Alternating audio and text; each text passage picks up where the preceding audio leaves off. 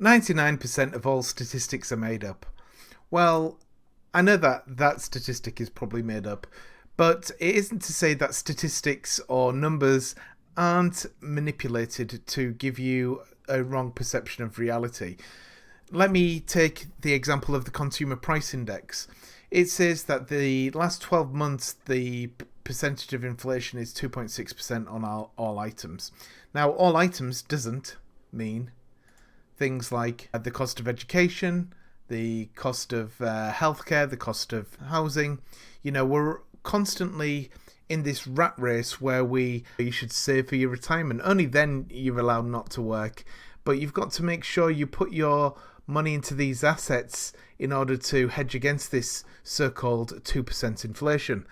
So there's a real disconnect from the inflation of all items and the CPI and the actual cost of assets, whether if that's the stock market going up, whether if it's houses and things like that. Now, the reason I set up this channel was to show you how to get to escape velocity, i.e. where these factors are less impactful on your life, and in fact, is there an escape velocity or a speed at which that you can actually outperform all of this chaos. So here's my net worth, broke down into the types of assets that I own. So as you can see over here, I've got 42% in Bitcoin, 3.2% of my wealth in a Roth IRA, which is actually a Bitcoin trust. And then we've got my 401k and my passive M1 account and my growth M1 account. And as you can see over here, most of my wealth is in stocks right now. But since the beginning of this year, I've been slowly putting money into Bitcoin, and I started ramping it up in February. And as you can see, this is the total amount of money. This is the money that I've added over time to this Bitcoin pie. Now, why would I do this? Let me show you.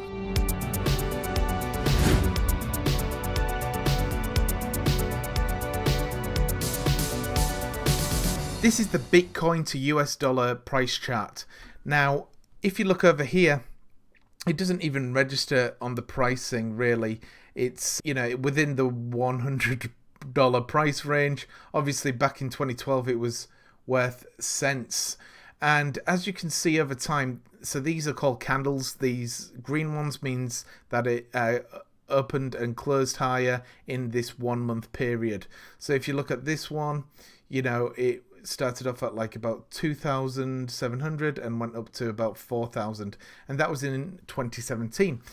And you take a look at these charts, and back in February, this is January, and this is February here, and at the end of February I was looking at this chart, and you see these lines here, these are moving averages, so you can see that this momentum, the moving average of the prices over certain periods of time, whether if it's 5 months, 8 months or 13 months, you can see that the price is breaking out, just like the bull run of 2017 and the smaller one here. You can see there's a lot more consolidation here, but as you can see, there was 1 month where it actually was lower than when it opened.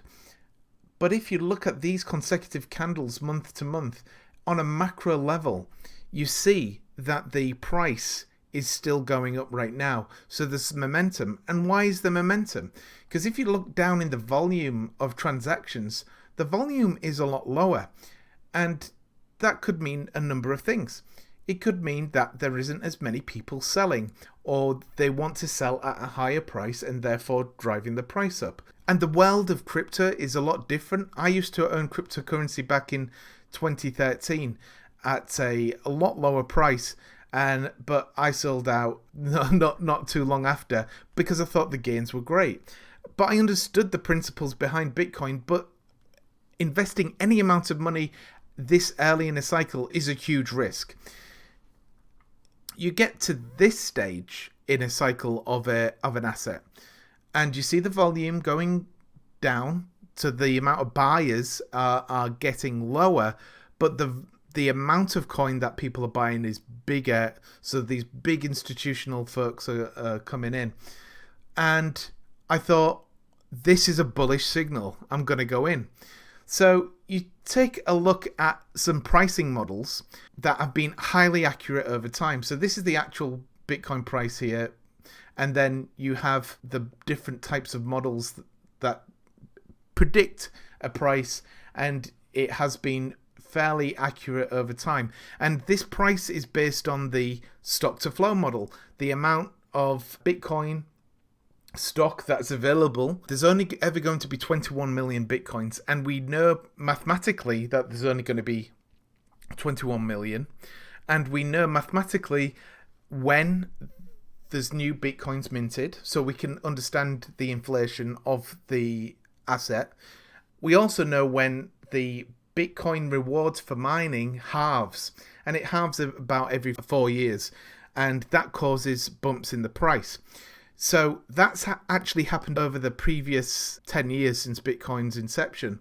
And we take a look at the price now, and this is logarithmic. So look, we've got 1 cent, 10 cents, $1, $10, $100, 100, and it's the same distance between these scales. So if we take a look at 2020 to 2021, you're looking at a price of at least $100,000 per Bitcoin by the end of the year. And I thought, well, with these prices, it's going to be a shorter window for me to actually get a whole Bitcoin. So I went all in and started buying Bitcoin as a result. And if you take a look at the 5-year chart, you'll see we get a price of over $1 million. So essentially, if I can get 1 Bitcoin this year, I can be a millionaire. But what does a millionaire mean in the dollars of 2025? The whole idea of this 2% inflation on all items, you may be okay being a millionaire. But when you look at the price increases of housing and all that other stuff, it's looking harder to get into assets. Whether if it's housing, if you want to buy real estate, the lumber prices right now are more than double. So even doing renovations is more costly. All this sort of stuff. We're in an everything bubble. Now, why is Bitcoin different to the everything bubble? Well, if you look at the dollar system, is a state-backed money. Bitcoin is backed by pure math. It's an algorithmic, mathematical equation. You can actually mine Bitcoin on paper. It'd take you a long time, but there's a finite mathematical solution to all of this.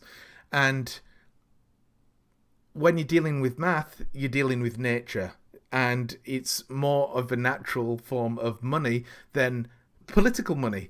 Political money can be used to say, hey, there's some problem, well, we'll inflate the money supply, and therefore you may be happy for the short term because you get a check that you can spend there and then, but the impact that has on the economy is it really makes the people who are the poorest in our communities even poorer. So not only are you taxed, so your energy that you've used to work is lost through taxation, and then it's also lost through inflation. So that $100 that you earned, 30% went to taxes, and then every year it's dropping in real terms about 15 to 20% against the kind of assets that will keep your wealth. And again, those physical assets like your house, you can't take with you anywhere. If you buy gold, it can be confiscated at borders.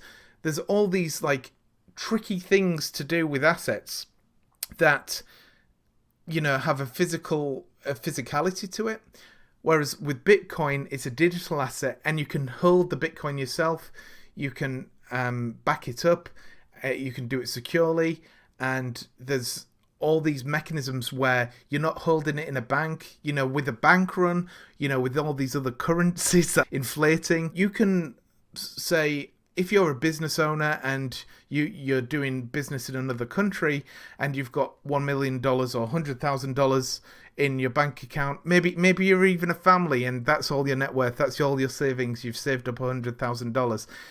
Now, if there's some financial crisis and they have to print more money and you can't take money out of the bank account and now it's worth $20,000 overnight just because of some crisis, how's that morale going to work for you? However, if you've got Bitcoin, in your back pocket or, in a hardware wallet or wherever, you own that wealth and it's never going to go anywhere else. And it's always going to capture the value of your labor in the price at which you bought it.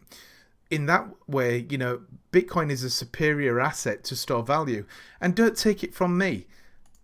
Just recently, so these are like articles from the last couple of days, and I've been like super bullish on Bitcoin when it first came out, but I'll tell you why it's a great asset now. But this came out today, or yesterday was it? Let's see. Yeah, it was today. The Dallas Fed president said that Bitcoin is a store of value more than the US dollar. So he understands that the US dollar, the thing that you're paid with, will lose its value. Now, I don't know about you, but I'm not working to waste my time. I spend time away from my family and friends and hobbies and doing all these other things in order for exchange my most valuable asset, time, for currency. And in this case, it's the US dollar. So he's already saying it's not a store of value. So if you've got any amount of dollars in your bank account, it's going to depreciate over time at an exponential rate. The former CIA director came out and chastised Janet Yellen, and who's the head of the Fed, and other Bitcoin or crypto fearmongers, saying, the illicit transactions aren't as common as you think on Bitcoin. In fact, the public ledger is also an awesome forensic tool that people can use to track illicit activity. If you look at all assets, whether if it's companies, ETFs, cryptos, and metals, the top 10 now includes Bitcoin. Bitcoin is a $1 trillion asset now. When you put that into terms of all of these companies, do you think these companies are ever going to crash? Apple has made a few missteps with some of their products. Microsoft has made missteps with the products. Amazon, Google, Facebook, Tesla, all of these companies, massive networks, whether if it's the Apple iPhone network of devices where people can share chats and communications and all those things, and the whole ecosystems that bubble around that. You've got Microsoft with their Xbox and Office enterprise software and hosting.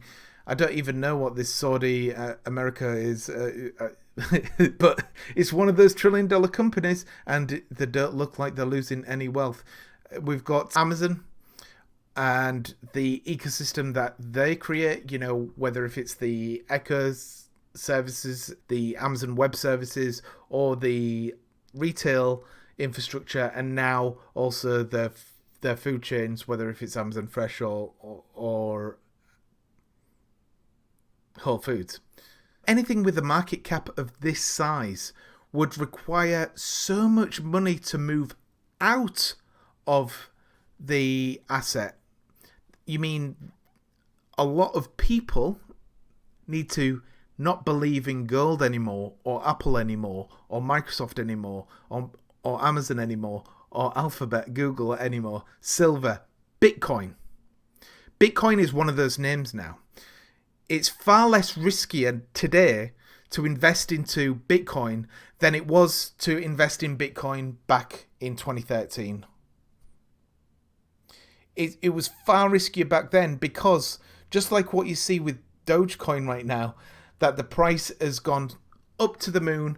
That's because if some person with a lot of wealth comes in and decides to pump that price, they can sell at that top and then everyone's bag holding, and the price just completely bottoms out. There's no one institution that can manipulate these companies anymore. You're going to get more institutional investors who put Apple, Microsoft, gold, silver, Alphabet, and now Bitcoin into their pension funds. That means that those assets aren't going to move for 60 years. More and more people are going to be buying into it. The institutions, we see it from Visa, PayPal, Square, all putting Bitcoin on the balance sheets. There's rumors that Walmart is also putting Bitcoin on their balance sheet. Now, I hope, at least by now, that you're a little bit more convinced why Bitcoin should be taken seriously now and be part of your portfolio. Now, how much should you own? And the real answer is any amount. You should be exposed to crypto, specifically Bitcoin, because of the $1 trillion market cap now. That should be part of your portfolio. I've gone in pretty hard because of the stock to flow model, and I think I'm at a lower risk of putting my money into this right now in order to get a reward in an asset that's never going to depreciate, because it's got a fixed amount, or it inflates at a fixed period until those 21 million Bitcoins are mined. Let's take a look at how much you should own, or how to think of it. So there's only going to be 21 million Bitcoins, and you may say, oh, well, a Bitcoin is $62,000 right now. I can't afford it. Well, every Bitcoin can be divided up into 100 million units, and those units can be thought of like cents for Bitcoin, and those are called Satoshis. Now, Satoshis are also called sats, so you'll often hear in the Bitcoin community stacking sats. So people want sats, they want the Satoshis. It just so happens that they can be clumped together into 100 million Satoshis and be called a Bitcoin. So there's a formula that you can try and figure out how much Bitcoin you should own. Now, the wealth of the world right now is approximating at $400 trillion. So that's 400 trillion. And there's 1 million, there's 1 billion, there's 1 trillion, and there's the 400. So what you do is figure out your Bitcoin insurance. So how much Bitcoin should you own based on your net worth? Now, if you don't have much money and you're only worth $100, you should buy 0.0000525 Bitcoins or 525 Satoshis, and that's 33 cents. Now, you can open up a Cash App to do this, or whatever, and you can buy Bitcoin just like that. Now, let's say if you've got $100,000, so we work it out by doing the math of your net worth divided by the net worth of the world times 21 million Bitcoins, and that comes out to 525,000 Satoshis, which is worth $326 as of today. Let's say you have $1 million of net worth, then you should have 0.0525 Bitcoin, which is worth $3,000. Now, how much Bitcoin, if you were to have that $25 million, that 25 million Bitcoin, and we divide it by the population of the world, 7.8 billion, each individual should or could get 269,231, which is worth about $167.59 in today's money. And that's just an insurance. You know, if Bitcoin does essentially take all the wealth in the world, and that's kind of like the maximum amount that of wealth that Bitcoin could potentially capture, right? Now, so depending on your age, depending on your net worth, you could probably get your Bitcoin insurance, right? You could open up an account on an exchange or a Cash App account or something like that, and you can just grab your Bitcoin and you've got your insurance, so to speak. Now, let's take a look at what it means to be in the top 1% of the Bitcoin club. And it's estimated that you only need 0.28 of a Bitcoin in order to be in the 1% club. And you can take a look at the wallets. We don't know who owns these wallets, but you can see what the balances are on these wallets. And you can see that anywhere on this right now, we can see that between 1 and 10 coin holders are in the top 2% of the Bitcoin market cap. So now you've got your Bitcoin insurance, what should you do now? Well, what I do is I dollar cost average into Bitcoin. Every week I buy about $200 worth of Bitcoin. I started off at $50, but I upped it to $200, especially when I saw the charts and was reading the tea leaves and understanding the market cap and all these other things. I upped it 4 times the amount, $200 a week. And I use Swan Bitcoin. It's got the lowest fees. I'm an affiliate of Swan Bitcoin. I encourage folk to use their service because it's the cheapest and easiest way to stack sats. I get a kickback and you also get $10 when you open up your account. So if you found this interesting, educational, and got you bullish on Bitcoin, please use the link in the description or go to swanbitcoin.com/chokers and sign up for an account on Swan Bitcoin. I really do think that Bitcoin, just by the momentum that we have right now, we're in a place where you don't have to sell your Bitcoin anymore. You can put a portion of your Bitcoin onto something like BlockFi, where you can get interest, and as part of that interest, you loan out your Bitcoin to other potential people, but they're over collateralized, so you can still withdraw it at any point in time, but you won't earn that 6% interest on your Bitcoin. So there's more services now to allow you to realize some of those gains. For example, if you wanted to buy a car from your Bitcoin gains, instead of selling it and creating a taxable event, you would borrow against it just like you would borrow against your house. You know, the crypto asset is the collateral and you pay that loan back instead of paying a bank back, right? So whilst you're still accruing interest on your Bitcoin. So the loan amount that minus the amount that you're earning on the interest is obviously going to give you a better scenario than just not having any appreciation on your cash and you're just consuming that cash as part of a loan or something else that isn't against your assets.